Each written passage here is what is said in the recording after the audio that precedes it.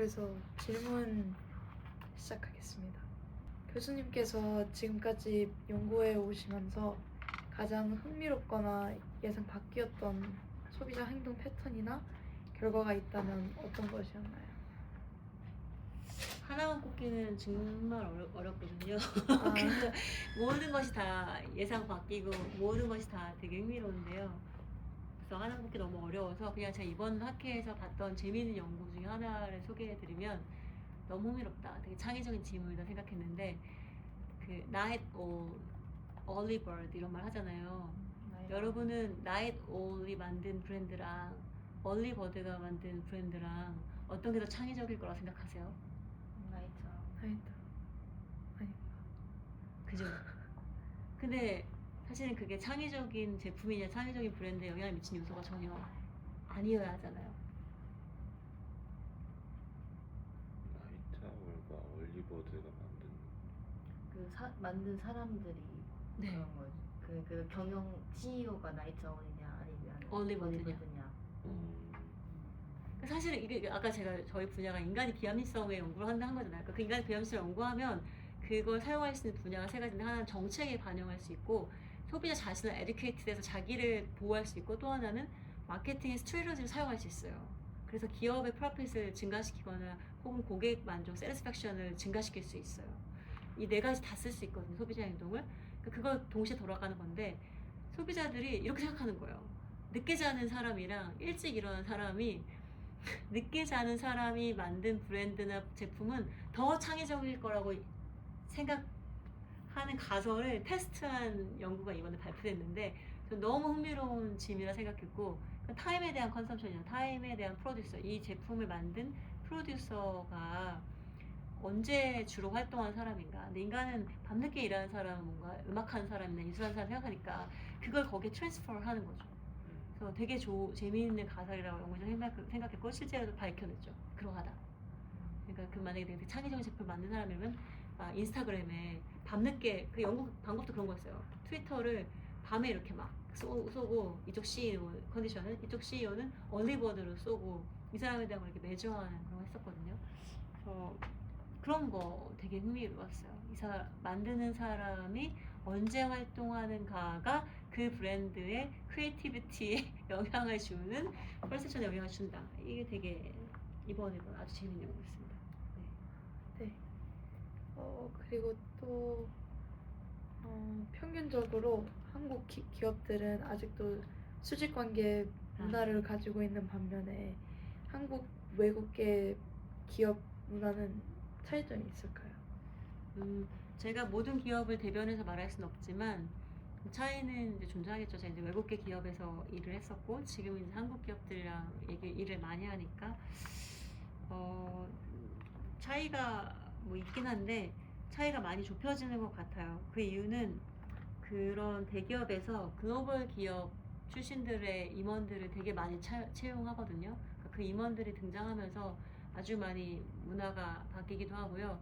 또 한국 기업은 한국 사람들의 특징을 그대로 가지고 있는데 배움이 되게 빨라요. 엄청 공부를 많이 해요. 그래서 지금 대기업들이 최근에 많이 공부한 내용들이 어떻게 MZ와 일하느냐, 어떻게 MZ의 심기를 거스르지 않으면서 MZ 세대들이랑 일할 수 있는가, 그래서 꼰대되지 않는 거, 갑질하지 않는 거 이런 거 많이 공부하기 때문에 젊은 친구들이 그렇게 위계적인 걸 좋아하지 않아서 예를 들면 회식 같은 것도 저녁에 하지 않고 점심에 잠깐 한다던가 원하는 사람만 한다던가 이렇게 바꿔가는 걸 하고 있거든요. 그래서 그 간격은 매우 좁혀지고 있다.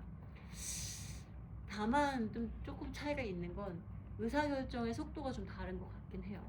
왜냐하면 한국의 기업은 대기업인 스타트업은 좀 안 그런데 대기업은 너무 규모가 커서 의사결정할 때 이게 레이어가 있으니까 쫙 올라갔다 승인받고 내려오니까 속도가 느려요. 그래서 지금 한국의 대기업들 뭐 LG 삼성, SK 하이닉스나 그런 현대자동차나 그런 기업들의 과제는 어떻게 빠르게 결정 내리고 빠르게 행동할 것인가를 고민하고 있어요. 그 이유는 미국 때문 아니고 중국 때문에 중국이 워낙 빠르게 대응하고 있어서 중국이 우리 뒤에 있었다고 생각하는데 지금 너무 턱앞까지 쫓아와서 그리고 우리나라의 기업의 포지션이 정말 뭐 세계적인 뭐 스위스, 뭐 노르웨이, 독일과 같은 뭐 highest quality with very sophisticated innovation 이게 포지셔닝이 아니고 싸게 빠르게 모방해서 이런 추격자를 영어로 뭐라 하지? 챌린저 포지셔닝 추격자의 역할을 잘해왔는데 그 추격자의 역할을 중국이 테이크오버 하고 있기 때문에 중국을 막아서면서 그 다음 거에 가야 되는 고민을 엄청 많이 하고 있어요. 저도 많이 걱정하고 있어요. 굉장히 많이. 왜냐하면 이거 지속 가능하지 않다. It's not sustainable. 왜냐하면 중국은 너무 싸게 많이 빠르게 할 수 있는데 그 중국과 가격 경쟁에서 이길 수 없거든요. Price war. We cannot win in the price war with China. 그러면은 뭘로 이길 수 있을까? 추격자, 챌린저를 넘어서서 이제 우리가 개념을 제안하는 사람, 개념을 설계한 사람, 개념 제안하는 사람, 컨셉트 빌더, 컨셉을 크리에이션하고 서제션하고 빌딩하는 아키텍처 역할을 하는 국가로 넘어서야 되는데 아직 거기까지는 가지 못했어요. 그래서 굉장히 고민을 많이 하고 있고 엄청 걱정하고 있어요. 답을 찾고 있어요. 근데 그 와중에 미국 사람들은 해고가 자유롭기 때문에 되게 일을 많이 하고 중국 사람들도 일을 되게 많이 하는데 우리는 이제 또 워라밸 되게 중요한 시기에 시대 정신이기 때문에 일을 되게 조금 하고 있거든요. 그래서 집약적으로 집중해서 노동해서 이제 뭔가 브레이크드루를 만들어야 되는데 우리 한참 또 워라밸의 시기 들어서 가지고 이게 좀 안 맞아요. 우리가 가야 할 방향성과 시대 정신이. 그래서 지금 어떻게 극복해야 되나 그런 고민 각 기업들만 하고 있어요.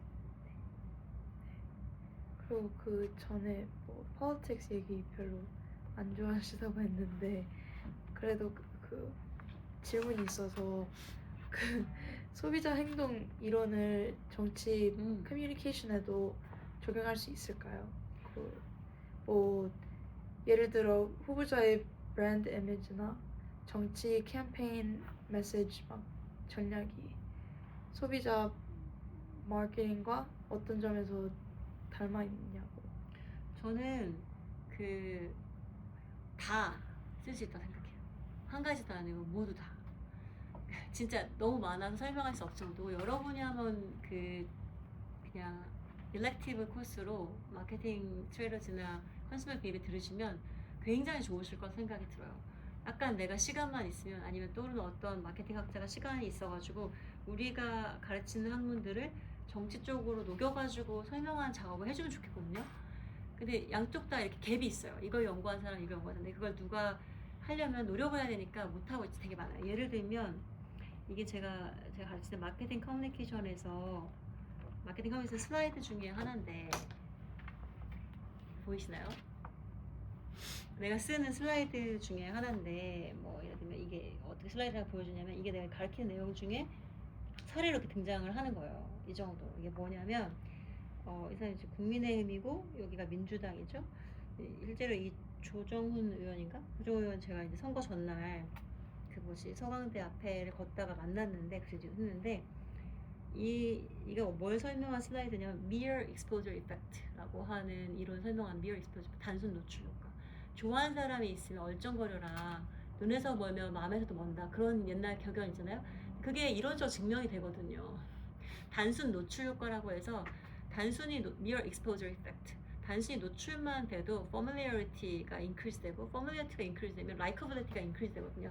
그래서 많은 그 정치인들이 사실 그 사람 잠깐 만나고 악수한다고 달라진 게 없어요. 이 사람 정책 의사결정 어떻게 생각하는지 나 전혀 몰라요. 얘기할 시간이 없거든요. 근데 그래도 엄청 많이 악수하고 돌아다니는 이유가 그 mirror exposure effect를 활용하고 있는 거예요. 그리고 이 사람이 동시에 유비퀴터스하게 존재할 수 없기 때문에 배우자나 딸이나 아들을 사용해서 돌아다니는 것도 mirror exposure effect의 확대인 거예요. 동시에 존재할 수 없으니까 아줌마는 목욕탕 가 있고 아들은 학교 가 있고 그렇게 돌아다니는 게 mirror exposure effect를 이제 활용한 뭐라고 할 수 있습니다. 그런 것들도 작게나마 이제 사용하고 있고요. 이거 말고도 엄청 많은데 예를 들면 얘는 또 어떤 거냐면 우리가 이제 광고 마케팅 커뮤니케이션의 중요한 챕터가 설득이라는 챕터가 있어요. 커뮤니케이션이니까 퍼스웨이션이 중요할 거 아니에요. 설득을 어떻게 일으키는가. 설득을 받아들일 수 있는 소비자들 심리는 어떠한가, 설득을 할 수 있는 툴은 무엇인가, 이런 거 되게 정교하게 개발된 띠어리들이 있어요. 근데 정치가 무엇입니까? 설득 아닙니까? 정치에 그 설득할 수 있는 메시지를 어떻게 보완할 것인가, 이 사람을 설득해서 내 편으로 만들게 할 수 있는 툴은 무엇인가, 그 사람의 마음 상태는 어떤 것인가, 이거 다 할 수 있죠. 예를 들면 이 슬라이드의 내용은 무엇이냐면 Elaboration Likelihood Model, 한국말로 정교화 가능성 모델, Elaboration Likelihood Model이라는 건데 뭐냐면 High Involvement Consumers and Low Involvement Consumers. 네, 컨슈머는 다 citizen이라고 or people로 컨버트 할 수 있죠. 고관여, High Involvement 상태일 때는 디테일한 인포메이션이나 디테일한 팩트나 티어리에 집중하게 돼요. 그 디테일한 인포메이션이나 티어리나 팩트나 그 전달했을 때 이 사람의 애티튜드이 permanently change 되고 되게 오랫동안 그 바뀐 태도가 애티튜드이 남아있어요. 그게 뭐예요. 근데 저관여 소비자이다, low involvement consumer일 때는 그런 게 전혀 먹히지 않아요. 그럴 때는 그냥 likability 전략을 밀어붙여야 돼요. 그래서 TV 광고가 15초, 30초밖에 안 되거든요.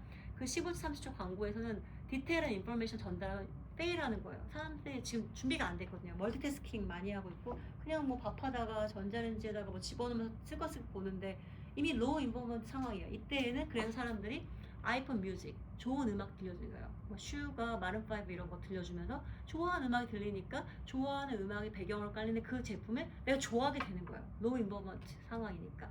혹은 내가 좋아하는 그 사람, 전지현이 등장한다거나 하면 내가 좋아하는 사람 나왔으니까 저 좋겠다.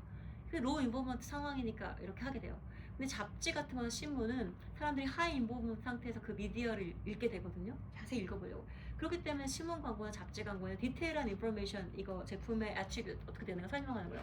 그러면 similarly 이거 어떻게 정치 캠페인 적용할 수 있냐면 내가 상대하는 시리즈는 이 청중이 고관의 청중인지 아닌가에 따라서 다르게 해야죠. 그래서 지금 트럭 같은 거 타고 유세하러 다닐 때 되게 짧은 시간에 막 캠퍼스 탁탁탁 뭐 이준석 의원들 이렇게 할 때 정책의 내용을 깊이 있게 얘기하지 않아요. 리플렛, 팜플렛은 되게 자세하게 쓸 수 있지만 그때는 되게 강력한 캐치프레이즈 이런 거 계속 반복해서 얘기하는 걸 하죠. 이런 거 이제 고관여 저관여 상황에 사용하는 거라고 할 수 있고요. 이거 매우 뭐 적용할 것은 뭐 무수히 많은데 좀 몇 개만 더 얘기를 하면 이런 것도 있어요. 이제 hierarchy of effects 모델 이런 걸 제가 뭐 한 학기짜리 설명을 어떻게 5분 안에 답변하겠습니다만 결론은 가능하다이고 해야 한다고 하면 되게 유리하다는데 예를 들면 커뮤니케이션을 하는 단계를 4단계, 6단계, 7단계, 9단계 이렇게 정교화시켜 놓은 게 있어요. 제일 쉬운 게 4단계인데 그거를 AIDA 모델이라고 불러요. 뭐의 약자냐면 Attention, Interest, Desire, and Action AIDA 모델이라고 불러요. 그럼 내가 만약에 캠페인 매니저예요. 그럼 내가 그 인도스하는 혹은 서포트하는 정치가가 있어요. 이 정치가가 어느 단계인지를 알아야겠죠. 어텐션 게팅의 상황인가, 인트레스트의 상황인가, 디자이어의 상황인가, 액션의 상황인가. 그럼 우리 정치가가 사람들한테 안 알려져 있어요. 그럼 무조건 어텐션 게팅 먼저 해야 되지. 근데 이미 알려진 사람이에요. 근데 이 사람에 대한 호감은 없어요. 인트레스트를 부여시켜야 되고 거기까지도 가 있어요. 그렇다면 desire 이거 적용하자면 이 사람이 말하고 있는 정책에 대한 구체적인 것을 욕망하게 만들어서 그것을 선택하게 만드는 것까지 가게 하는 것. 어느 단계에 있는가 이런 거를 설계하는데 이제 사용할 수 있는 이제 뭐 내용들도 있고요.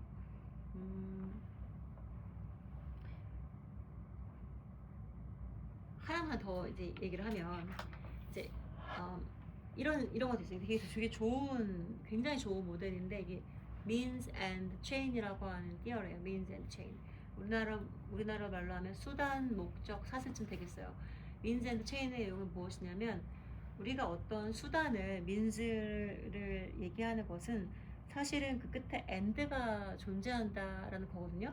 예를 들면 아이스크림을 팔아요. 아이스크림 팔 때 내가 뭘 커뮤니케이션 할 것인가, low fat 아이스크림이라고 파는 게 더 잘 먹힐까? Many flavors, 베스킨라빈스 31처럼 하는 게 먹힐까? High quality, 굉장히 하겐다즈 아이스크림이나 나뚜루처럼 되게 플레이버가 되게 고급스러운 크리미한 그런 텍스처를 가지고 있다는 게 먹힐까?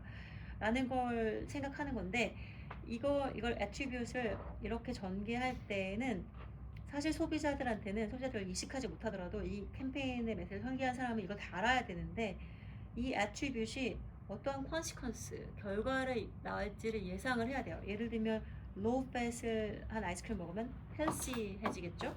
근데 many flavor한 아이스크림 선택한 소비자들은 variety of choice에 대한 관심이 있겠죠.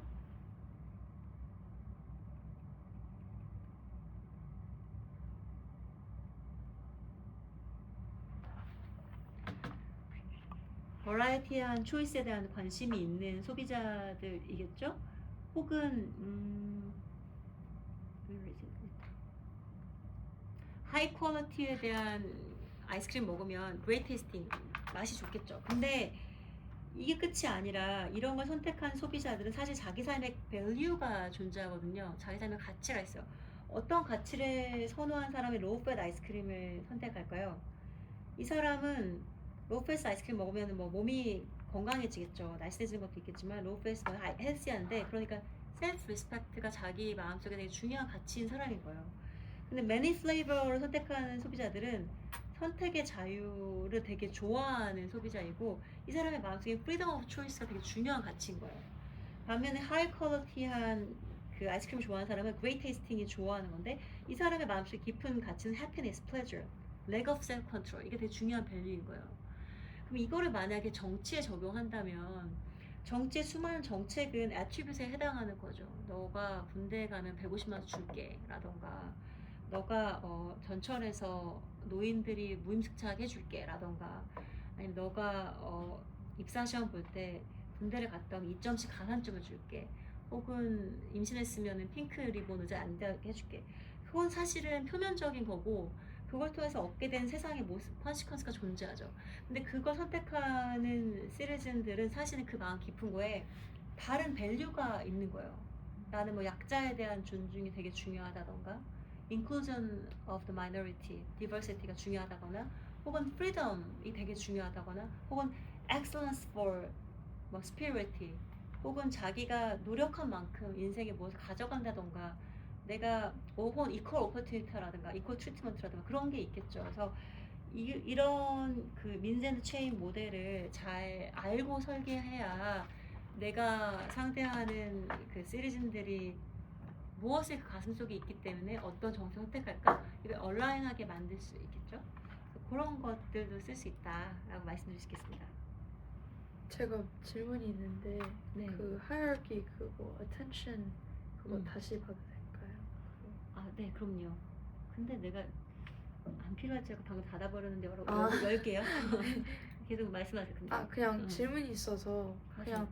뭐 consumer behavior도 봤을 때 소셜 미디어도 보면 그 제가 궁금했던 게 like sometimes 소셜 미디어에서는 그 일부러 짜증나게 뭐 컨텐츠 크리에이터가 일부러 그 컨슈머들을 짜증나게 만들려고 일부러 그렇게 하는 행동을 많이 본 적이 있는데, 그 컨슈머들은 왜 계속 그럼 클릭하는 거예요?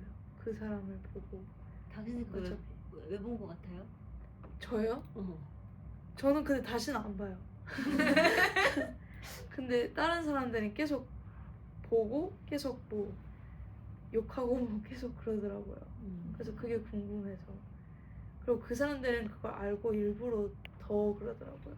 그쵸. 그 사람들은 이 사람이 예를 들면 나를 좋아하게 만든다거나 내 의견을 듣게 만드는 게 목적이 아니라 조회수만 늘리고 오랫동안 시청 지속 시간 늘리면 자기한테 유익한 거잖아요. 어그로 끈다는 말 하잖아요. 네. 그러니까 자기는 그게 목적이니까 어노잉하게 만들어서라도 욕하면서 보게 만드는 거고, 소비자 입장에서는 욕하면서 보는 재미 때문에 보는 거죠. 욕하는 게 뭔가 자기를 정당화시키고 내가 우월하다고 느낄 수도 있고, 그냥 더 이상 빠져나갈 수 없어서 뭐 진짜 화가 난다, 어디 얼마만큼 화가 나게 하는지 보자, 이런 거 있을 수 있죠. 근데 그게 헬시한 건 아니기 때문에 이제 여기 같은 경우에는 헬시하지 않으니까 자기가 딱 거부하고 빠져나가는 거죠. 네. 헬시하지 않은 중독, 당연히 다크 컨섬션이라고 부르는데 이렇게 하게 되는 거죠. 제가요? 네, 알겠습니다. 저는 이제 그 두 가지 질문이 있는데요. 첫 번째는 이제 alternative solution 어떤 식으로 롤아웃 하는지가 좀 궁금해요. 특히 정치 뭐 관련해서 liberal state, conservative state라고 했을 때 경제력이라든지 아니면은 도시 그러니까 그 스테이트 안에서 도시 시골이 있고 또 이제 어떤 스테이트는 조금 더 중위 연령이 좀 더 높고 막 그런 것들이 있는데 그런 팩tor들을 어떤 식으로 이렇게 통제해서 딱 그 정치와 그런 뭐 컨슈머 비헤이비어 간의 그런 상관관계를 짓는지 궁금하고요. 그리고 제가 이제 이번 여름에 마켓 리서처로 그 인턴을 했었는데 근데 그때 이제 제가 했던 회사가 그 약간 그러니까 아동들 스포츠 프로그램 같은 거를 운영하는 그런 회사였는데 근데 이제 제품의 강점을 가격으로 전환하는 부분에서 애를 먹고 또 이제 이런 부분들이 시장에서 어떤 식으로 받아들여질지를 그러니까 마켓 엔트리 할 때 마켓 엔트리 리서치였어가지고 그런 부분을 전환하는 걸 애를 먹었는데 실제로 해보기 전에 그런 디퍼런스를 어떻게 미니마이즈 할 수 있을지 많이 하시는지가 궁금해요. 일단 첫 번째 질문은 그 스페시픽한 페이퍼는 제가 모르고요. 제가 연구한 게 아니라서 나중에 정재 교수님도 한번 하시면 되게 좋아하실 것 같아요. 정치학도한테 하는 정치학적 연구니까 뭐 되게 줌 미팅이나 섭외해서 하시면 엄청 좋은 연구, 훌륭한 연구 하시는데 나 자기를 관심 많으니까 좋을 것 같고요. 제가 하는 연구에서 룰아웃 어떻게 하는 거냐면은 예를 이런 거죠. 아까 제가 그린업 패키지를 만졌을 때 그린업 패키지 사용하면 사람이 도네이션 뭘 도네이션 하는가 이런 가설을 테스트하고 있잖아요. 그래서 그린업 패키지를 뭐 우드랑 플라스틱 있는데 우드로 해서 사람들이 도네이션 더 많이 했다. 그럼 이게 왜 그럴까? 혹시 사람들이 도네이션 자체가 친환경적인 지구를 위해서 도네이션 하세요라고 오해해서 그럼 내가 하는 메시지와 얼라인된 패키지니까 컨그런스 이펙트라고 저희는 부르거든요. 메시지를 전달하는 사람이랑 메시지 전달하는 미디엄이랑 메시지의 컨텐츠가 같으면 그 증폭이 돼요. 컨그런스 이펙트라고 불러서 그것 때문에 그럴 수 있다라는 생각할 수 있잖아요. 패키지의 그린어 때문이 아니라 그린 패키지라고 하는 그걸 룰아웃하기 위해서 두 번째 실험은 뭘 했냐면 두 번째 실험은 두 가지 캠페인 내용을 해서 하나는 고아들을 도웁시다 라는 실험을 전개하고 하나는 환경을 위해서 기부합시다 한 거예요. 그럼 여기 둘 다에서 그린업 패키지 우드로 했을 때 도네이션 어마운트가 증가하면 이게 캠페인의 내용, 서브젝트 문제가 아니고 역시 패키지 이슈였다는 걸 밝혀낼 수 있죠. 그런 식으로 얼터네이티브 도네이션을 룰아웃해요. 그러니까 상황마다 다른 거죠. 그 실험의 연구 주제에 따라서 다른 설명 요인을 같이 집어넣어서 이 이펙트가 발생하는지 아닌지를 보니까 매번 다르긴 하는데 저는 이제 그렇게 진행했어요. 그러면 딱 그 연구에 관해서 예를 들어서 왜 그랬는지를 설명할 때 뭐 어떤 사람은 자기가 그러니까 제가 잘은 모르는데 그냥 단순히 도네이션을 생각했을 때 뭔가 특히 이런 고아라든지 이런 도네이션 생각했을 때 예를 들어서 좀 더 리버럴한 사람이 더 그런 도네이션을 많이 한다라는 아니요, 이 연구는 정치적 아이덴티티랑 아예 관계가 없어요. 정치적 아이덴티티는 베리어블로 넣지 않았어요. 그렇죠. 근데 이제 막 예를 들어서 그렇다고 했을 때 네. 그 이런 좀 친환경적인 박스를 쓰는 게 네. 본인 마음에 더 들었을 수도 있잖아요. 맞아요. 그 뷰티풀니스 때문에 그랬을 수 있어요. 고급스러울 때 그럴 수 있어요. 그럼 어떻게 하면 되냐면 똑같은 디자인의 상자를 놓고 예를 들면 레이스, 포테이토 칩 박스 있잖아요. 똑같은 레이스에다가 여기다가 하나 네모나게 스티커만 붙이는 거예요. 리사이클드라고 쓰는 거예요. 근데 그거 하나만으로도 소비자의 선택과 인지가 바뀌는가 같은 실험을 해요. 그러니까 제가 다음에 해야 될 연구는 아까 Y에 대한 실험 아직 나오지 않았는데 이걸로 치면은 똑같은 우드를 놓고도 하나는 그냥 우드를 놓고 하나는 리사이클드 우드로 하면 정말 그린어 할수록 사람 선택이 바뀌는가를 설명해 낼 수 있겠죠. 되게 좋은 포인트예요. 그게 그 다음 단계 해야 될 연구예요. 그러면은 소비자 백농업 논문에서는 뭔가 하나 주장을 하려면은 그런 심리학 느낌의 실험을 엄청 많이 하는 거예요. 그걸로 룰아웃을 계속 하는 거예요. 그래서 보통 그런 실험을 많이 하는 방식으로 룰아웃을 계속 해가는 건가요? 그 연구 방법은 되게 여러 가지가 있어요. 예를 들면 뭐 진짜로 여러분 생각할 때 있으면 MRI EEG 전기 자극 같은 거를 활용한 연구들도 하고 있고요. 예를 들면 로고가 뭐 K7이냐 K5냐 그렇게 해서 현대자동차가 K7 이름 정한 거거든요. G7이랑 K7 뭐 어떻게 내 공학자랑 정한 거예요. EEG 전기 자극이나 fMRI 이런 거 쓰는 데도 있고요. 혹은 인터뷰 같은 거를 하거나 혹은 네스노그래피라고 해서 인터넷상에서 소비자에 남긴 발자취 같은 그런 댓글이나 커멘트 같은 거를 되게 분석을 엄청 대규모 링귀스틱 모델 사용해서 하는 경우도 있고요.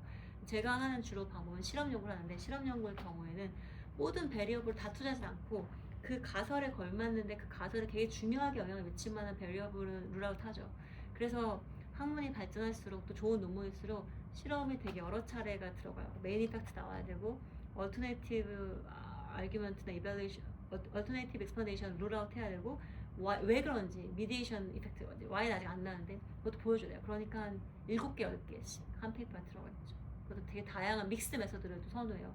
그러니까 되게 큰 설베이를 보여주고 설베이는 코릴레이션만 보여주지 커제이션을 보여주진 않거든요.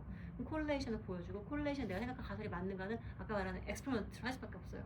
그 양쪽 차이를 같은 인디펜던트 베리어블 놓고 디펜던트 베리어블 다르게 나온 걸 보여주니까 코릴레이션 보여주고 상관관계가 있다. 코제이션 인과관을 보여주고 근데 이 코제이션이 그것 때문에 그렇다라는 걸 다시 미디에이션 이펙트 보여주고 계속 해가지고 한 10개씩 넣어가지고 좋은 논문 탄생하죠. 두 번째 질문은 뭐라고? 신입 마켓 엔트리 하고 있는데 프라이싱을 높게 하고 싶다, 낮게 하고 싶다고? 그러니까 마켓 엔트리를 하는데요. 근데 저희가 약간 그 특히 제품 자체가 뭔가 딱 눈에 보이는 제품이라기보다는 그 약간 어떻게 보면 방과후 프로그램 같은 거예요. 그러니까 아이들 방과후 프로그램 같은 건데 그거에서 다른 방과후 프로그램보다 저희 쪽에 이런 예를 들어서 A, B적인 강점이 있다고 생각했는데 그거를 이제 그런 강점을 고려해서 가격을 조금 더 높게 프라이싱했을 때 어느 정도 가격 프라이싱까지가 현실적으로 가능한 부분인지 그리고 그 특히 마켓 엔트리이기 때문에 그리고 본사 쪽에서 그런 뭐라 해야 되지 그러니까 미국 회사인데 한국으로 들어가고 싶은 거라서 첫 실패를 미니마이즈 하고 싶었는데 좀 컨serva티브하게 가져가고 싶었는데 근데 어떻게 해야지 그 이런 디퍼런스를 가장 미니마이즈 할 수 있는 컨슈머 리서치를 해야죠. 일단 우리 분야에서 되게 중요한 것은 항상 knowing you, knowing me 이게 엄청 중요한데 그래서 제가 오늘 이 자리가 엄청 부담스러웠던 이유도 knowing you 했을 때 이 사람들의 선호는 내가 가진 거가 되게 다르다라고 생각하니까 이제 되게 힘들었던 건데 knowing you 해야 되죠. 컨슈머 리서치를 엄청 많이 이제 하는 게 중요하고 숫자가 많은 게 중요하니까 깊게 아는 게 중요하고 그 사람들이 뭐 때문에 이 방과후 프로그램을 선택하고 있고 현재 옵션에 무엇이 불만이고 우리가 가진 옵션은 얼마나 더 좋은가, superior한가 그리고 거기에 얼마나 willing to pay WTP라고 부르는데 WTP가 되게 중요한 디펜던트 베리어블이에요. 저희 부에서 willing to pay 얼마나 더 지불할 의사가 있는가 그런 매트릭스를 가지고 이제 인터뷰도 해야 되고 설베이도 해야 되고 그걸 가지고 가설을 검증하는 방식으로 진행을 해야 되겠죠. 근데 그거를 그리고 가설이기 때문에 아직 정확히 정말로 데이터가 없으면 그런 리서치를 이니셜 스테이지 하고 런칭했을 때 약간 소규모로 해야 되겠죠.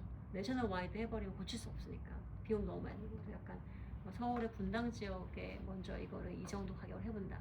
그 사람들이 되게 반응이 좋더라. 뭐 안 사더라. 그럼 아까 그 쥐닷처럼 왜 안 사는가를 다시 물어보고 이유를 확인해보고 해야 되고 많이 사더라. 많이 사는데 두 가지가 있었죠. 하나는 내가 지불할 코스트 오브 굿즈를 다 오버컴 하는가. 사실 사람은 더 지불할 용의가 있는데 내가 그만큼 철지 안 하면 나는 그런 프로핏의 가능성을 잃어버리는 거잖아요. 더 많이 받으시잖아요. 너무 잘 팔려도 한번 확인해 봐야 되죠. 더 비싸게 받아도 되는 건가? 사실 되게 그 사람들의 의지는 더 컸을 수도 있는데 우리가 괜히 몰라가지고 너무 싸게 주시잖아요. 그런 것도 확인을 계속 해야 되겠죠.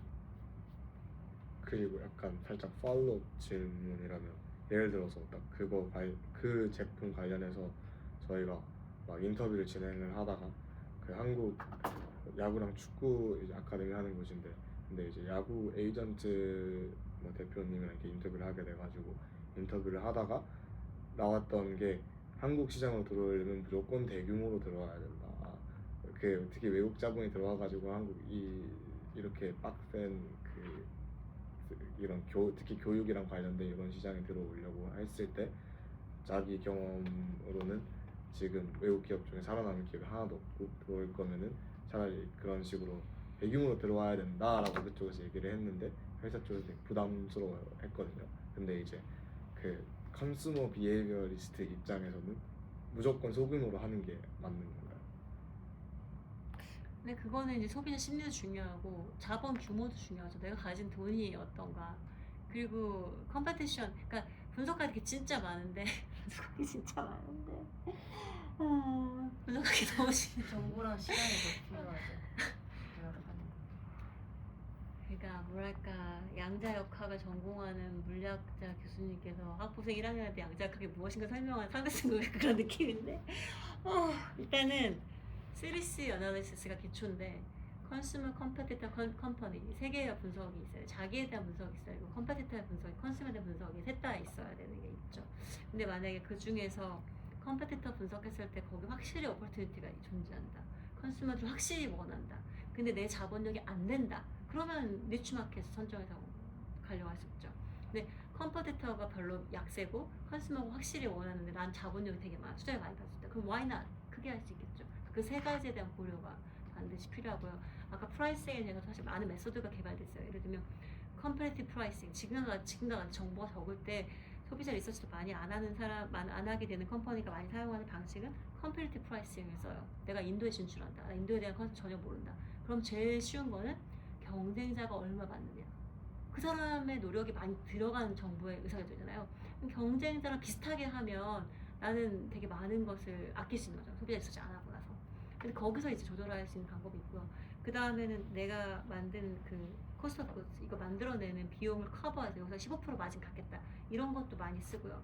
근데 둘 다 장단점은 존재하죠. 아까 소비자들이 해변가의 맥주는 뭐 3만 원을 내도 먹고 싶은 만큼 혹은 만 원을 내도 먹고 싶은 만큼 willing to pay more 할 수 있는데 거기가 덜 받을 수 있죠. 그런 소비자의 그런 밸류와 내가 이 제품을 만들게 든 비용 이게 내가 만들게 든 비용이 보통 바닥이고 소비자가 willing to pay 하는 얼마나 assign value 하는가 밸류를 assign 하는가가 ceiling이에요. 그 사이에서 아무거나 정할 수 있어요. 근데 그 사이에서 컴페티터가 존재하는 거죠. 컴페티터보다 얼마나 낮게 할 것인가. 그것도 전략이고 싸게 해서 많이 먹겠다. 그리고 빨리 어답트 되겠죠. 그리고 컴페티터랑 거의 유사한데 싸게 하면 그 컴페티터의 고객들 다 내 걸로 만들 수 있겠죠. 어떤 자기 약점이 있다면 자기 레퓨테이션 잘 모르니까 브랜드 레퓨테이션 없으니까 그것도 전략이 되고 반대로 나는 컴페티터보다 더 높게 받겠다. 그래서 나는 프리미엄한 브랜드라는 것을 전달하겠다 라고 할 수도 있겠죠. 전략이죠. 그런 요소들을 다 설계해서 프라이싱 디시전을 할 수 있겠죠. 근데 이 모든 건 다 책상 앞에서 하시는 건 아니고 가서 소비자를 만나야 돼요. 작게는 이제 1대1 인터뷰하고 FGI도 하고 이렇게 컴페니까지 같이 놓고서 선택할까 여러 가지 방법들이 개발되어 있는데 그런 걸 다 해서 이제 개발을 해야 되겠죠. 감사합니다. 그리고 언급하셨던 요즘 시대는 워라밸 시기에 살아가고 있다라고 말씀하셨는데 이처럼 소비자들의 심리는 사이클처럼 시기가 반복이 되는 것이 사실입니까? 질문을 잘 이해를 못한. 제가 이제 아까 언급하셨던 말씀을 하셨던 요즘 이제 젠지나 아니면 요즘 시대는 이제 워라밸이 중점적으로 지금 잡히고 있다라고 말씀. 한국에서는. 예. 네. 그러면은 혹시 이런 전에 있었던 역사나 그런 좀 경제나 경영을 봤을 때 소비자들의 심리가 좀 아니면 이제 일반적인 좀 사람들의 심리가 역사적으로 반복이 될 수 있습니까?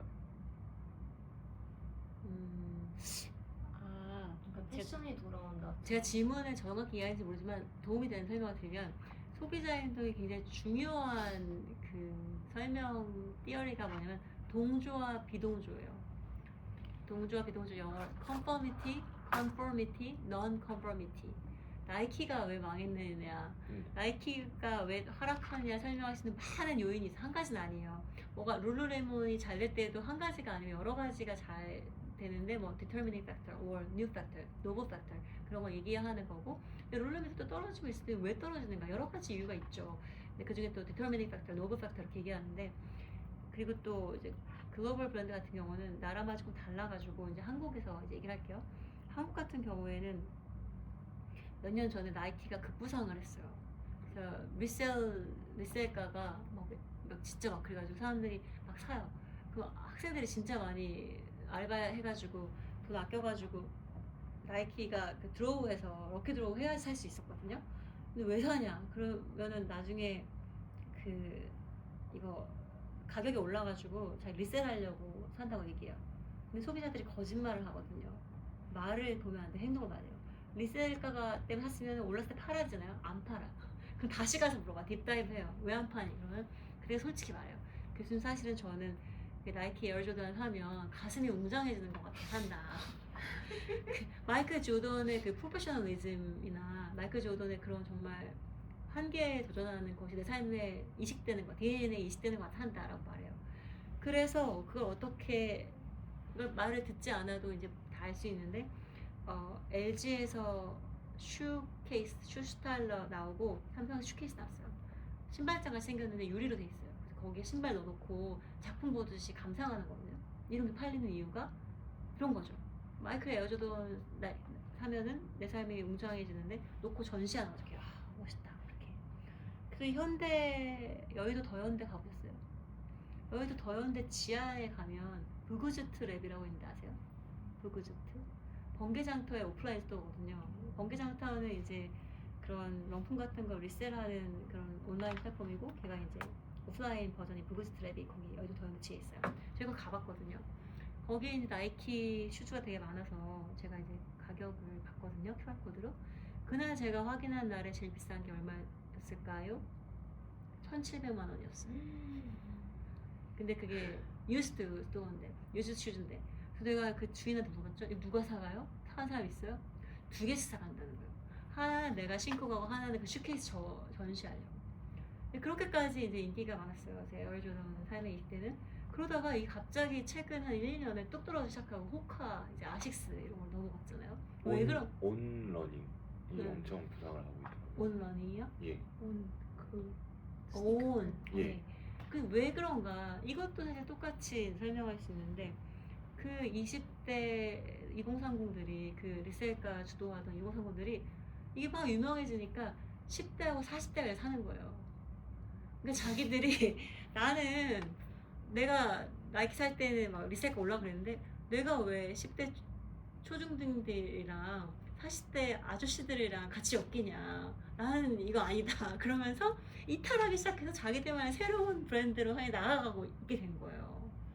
이거를 이게 바로 conformity, non-conformity라고 말할 수 있는데 소비자들은 동조하고 싶어서 그걸 사고 동조되기 싫어서 이탈하는 거예요. 아이덴티티로 설명할 수 있는데 그게 그 제품이 자신의 아이덴티티를 더 시그널링하는 프로덕트일수록 더 강력하게 나타난다는 연구 결과가 있어요. 예를 들면 jacket or shoes, music, what kind of artist do you like? 이런 거 아티스트를 누구 좋아하냐가 다 아이덴티티 보여주기 때문에 남들 다 좋아하는 거 자기 안 좋아하고 네, 남들 좋아할 때도 다 좋아하고 그런 게 있는 거예요. 그래서 2030들은 항상 더 트렌디하고 앞서가고 얼리 어답터 그 질문도 있던데 얼리 어답터 하고 싶으니까 나이키로 에어조던 막 이렇게 하다가 40대도 사고 50대도 사고 10대 사니까 나 이제 싫어.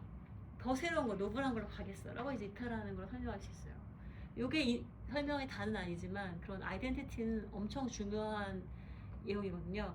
우리 분야에서 소비자 행동학의 교과서에 등장하는 인물이고 되게 중요한 장을 여신 러셀 버클라는 학자가 있어요. 요크 유니버시티에 계시고 저랑도 2021년에 논문을 같이 쓰신 되게 공저자이신데 이분이 이미 벌써 1980년대 Positions and the Extended Self라고 논문을 발표해요. 관심 있으면 찾아봐도 돼요.